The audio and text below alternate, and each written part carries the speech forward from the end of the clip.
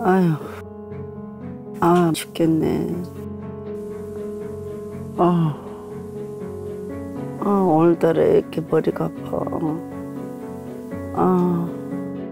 개운하게 일어나지는 못하시는 것 같아요. 보통은 진짜 참기가 너무 어려운 것 같아요. 밤새 한잠도 못 잤어요. 뒷목도 뻐근하고 깨질 듯이 너무 머리가 아파요. 오늘따라 이렇게 저리지. 이야, 두통뿐 아니라 이거 뭐, 팔도 저리다 그러시고. 집안에서도 뭐 이렇게 그냥 잠이 덜 깨시고 좀 비몽사몽이죠. 뭐 잠 제대로 못 주무셨으니까.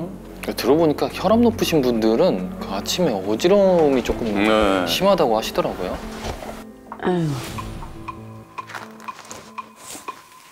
오늘은 혈압이 얼마나 나오려나.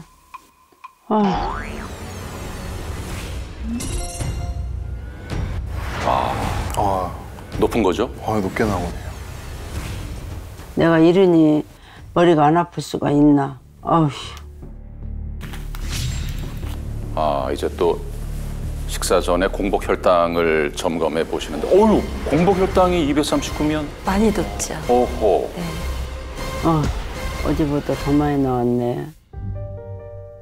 젊은 시절에는 정상 체중에 건강한 몸을 유지했다는 송임순 씨. 하지만 50대 후반에 완경과 갱년기를 겪으며 체중이 급격하게 증가했고 혈관 건강도 나빠지기 시작했습니다. 이제 50대 후반에 갱년기와 함께 완전히 달라진 거죠. 당뇨는 20년 전부터 있었고요. 50대 중반에 건강검진을 받으러 갔더니 콜레스테롤 수치가 높게 나와서 고지혈증 진단을 받게 됐어요. 그리고 혈압이 점점 높아지더니 130, 140 계속 높게 나오니까 약을 먹으면서 관리해야 된다고 하더라고요. 야, 고지혈증, 고혈압, 당뇨 다 갖고 계시군요. 문제는 이뿐이 아닙니다. 10년 전에는 위험한 고비도 겪었습니다. 처음에 소화가 잘 안 되더라고요. 그래서 이거 체했나 싶어서 소화제도 먹고 한 며칠 동안 지냈어요. 근데 잠을 잤는데 갑자기 목을 조이는 느낌이 들더라고요.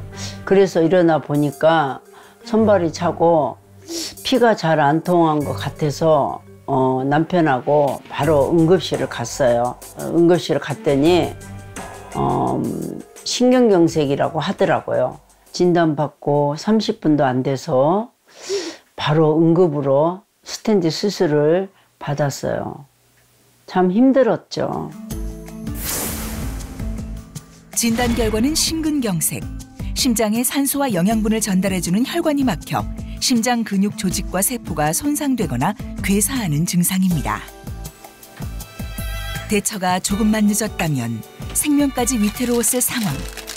이후로 꾸준히 추적 검사를 받으며 약을 복용하고 있습니다. 이건 당뇨약이고요. 이거는 심근경색 약이고요. 이거는 혈압약이에요. 어릴 때는 약만 먹어도 배부르다니까요. 저거 참 다 넘기기도 어렵겠습니다. 고비는 넘겼지만 가슴 한켠에는 늘 두려움이 자리 잡고 있습니다. 뉴스를 보면 혈관이 막혀서 이게 심정으로 많이 쓰러신 분이 계시거든요. 돌아가신 분이. 그럴 때 보면 남의 일 같지가 않고 제가 심혈관 쪽으로 다 모든 거를 이렇게 가지고 있어서 어디서부터 어떻게 제 건강을 바로 잡고 해야 될지 잘 모르겠어요. 급성 심근경색을 앓으셨는데 그래도 다행히 늦지 않게 조치를 취해서 응급처치를 했기 때문에 다행이군요. 네, 진짜 조금만 늦었으면 정말 큰일 날 뻔했습니다. 네, 그렇습니다. 심근경색의 주요 증상은 왼쪽 가슴이 심장이 있는 부위죠. 조이듯이 또는 답답한 양상으로 통증이 생기면서 네. 왼쪽 팔 쪽이나 목 쪽으로 방사통이 생기는 경우가 많습니다. 그리고 이제 송임수님 말씀하셨던 것처럼 뭔가 목이 조이는 듯한 느낌 또는 어떤 분들은 돌멩이가 목에 매달려 있는 것 같다 이렇게 표현하시는 분들도 있거든요. 우리 방금 보셨던 그 VCR의 증상 중에서 한 가지 이상한 증상이 있었습니다. 뭐냐면 체한 것 같다고 호소하신 부분이에요. 맞아요. 처음에 그렇게 말씀하셨죠. 네. 예. 자, 체한 것 같다고 호소하시는 것은 자칫 좀 놓쳐버리기 쉬운 증상이거든요. 이건 위장의 문제 아닌가? 맞습니다. 예. 위장 증상일까 아니면 역류성 식도염일까 이런 식으로 의심을 조금 이제 경계를 낮추는 경우가 많이 있는데 이것의 이유가 있습니다. 자, 우리의 내장 신경이 너무나 둔감하기 때문이에요. 네. 우리가 사실은 심장이 아픈 건데 위장 증상, 식도 증상으로 나타나는 수가 있다는 겁니다. 그래서 우리가 소화불량 가벼운 증상으로 생각하시고 간과했다가는 골든타임이 진짜 중요한 질환, 네. 급성 심근경색을 놓치는 경우가 생긴다는 거죠. 네. 그래서 이 점을 반드시 명심하셔야겠습니다. 진짜 명심해야겠습니다. 고지혈증 진단을 받았다는 것은 혈중 콜레스테롤 수치가 높다는 이야기가 될 텐데 말이죠. 콜레스테롤은 과연 몸에서 어떤 작용을 하는 건지 궁금해지기도 하고 무조건 낮추면 좋은 겁니까? 아닙니다. 보통 콜레스테롤을 혈액 속에 있는 안 좋은 물질로 생각하기 쉬운데요. 네. 사실 콜레스테롤은 우리 몸의 세포막을 구성하고 호르몬 합성에 필요한 매우 중요한 성분이고 80%가 우리 몸의 간에서 생성됩니다. 콜레스테롤이 필요 이상으로 너무 과하게 있는 경우가 문제가 되는 거죠. 이 건강검진할 때 혈액검사지를 받아보면 되게 복잡하게 써 있잖아요. 네. 총 콜레스테롤, 뭐 HDL, LDL, 뭐 종류도 3가지나 되고요. 사실 저는 이게 뭐가 뭔지 잘 모르겠거든요. 각각 어떻게 다른 건가요?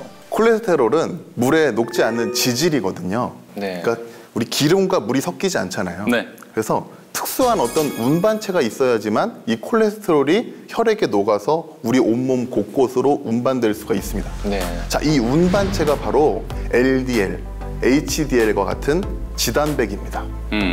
자, 그런데 이 LDL과 HDL은 완전히 상반된 역할을 해요. 그래요? LDL은 간에 있는 콜레스테롤을 말초 혈관으로 옮겨주고요.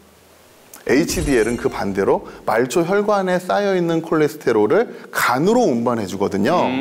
네, 따라서 혈액 내에 LDL이 많을 때는 네. 간에 있는 콜레스테롤을 너무 많이 혈관 쪽으로 옮기게 되는 겁니다. 말초혈관 쪽으로 옮기게 되니까. 네, 말초혈관 쪽으로 옮기게 되니까 필요한 만큼 쓰고 남는 양이 많아지겠죠. 그러면 그것들이 혈관에 침착되게 되고 혈관을 좁고 딱딱하게 만듭니다. 네. 반대로 HDL은 말초혈관에 쌓여있는 콜레스테롤을 간으로 옮겨준다고 그랬잖아요. 네. 네, 그래서 혈관을 청소해주는 청소차와 같은 역할을 해주는 겁니다. 그래서 HDL이 그래야만 혈관의 건강에 도움이 된다고 보시면 되겠습니다. 예, 이해가 됐습니다. 혈중 콜레스테롤이 높아져서 혈관 내벽에 쌓이게 되면은 혈관이 좁아지니까 그만큼 혈압이 높아지고 고혈압을 유발할 수 있게 되는 거군요. 네, 이렇게 고지혈증과 고혈압을 함께 가지고 있을 경우에 특히 더 철저한 관리가 필요하겠는데요. 한 연구에서는 고혈압 없이 고지혈증만 있는 경우에 관상동맥 질환 발병 위험이 약 2.5배 높아지는 반면에 두 질환을 모두 갖고 있는 경우에는 18배까지 더 높아지는 것으로 나타났습니다. 확 뛰네요. 네, 완경 전 여성은 남성보다 고콜레스테롤 유병률이 낮은 것이 일반적인 건데요. 완경 이후 여성의 고콜레스테롤과 고혈압 유병률은 이전보다 3배 이상 증가합니다. 하지만 반대로 혈관의 청소부 역할을 하는 HDL은 급격히 감소하는데요. 바로 완경 이후 여성 호르몬의 감소가 그 원인입니다. 여성 호르몬 에스트로겐은 체내에서 LDL의 배출을 촉진하고요. 네. 그 HDL의 합성을 증가시켜서 혈중 콜레스테롤의 균형을 조절하는 역할을 하는데요. 완경 이후 에스트로겐이 감소해서 콜레스테롤 조절이 어려워지고 그 결과 각종 혈관 질환에 쉽게 노출되는 겁니다.